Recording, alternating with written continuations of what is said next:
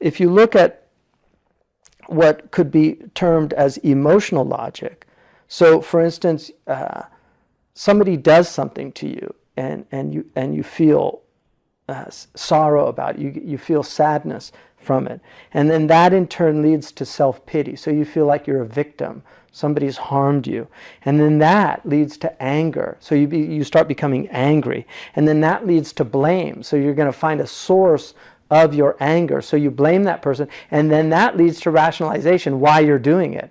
Well, I'm justified in doing it. So that is a type of emotional logic where your feelings have really taken over, and they've taken over your internal state, and you actually have no control now over them, and you become basically a victim of a type of mind control that Denise Wynn talks about in a book called Manipulated Mind, which is a very interesting book, and it's worth reading, because this is done constantly, and rulers and governments use these techniques to manipulate the masses.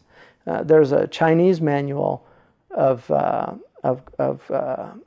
for the emperor of how to control whole nations, and one of the chapters is translated as the art of letting all hell break loose. So there are times when governments will actually let what they call a purge.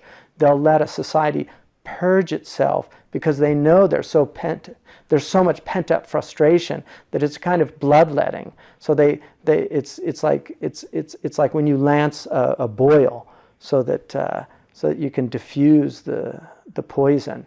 So these are all techniques.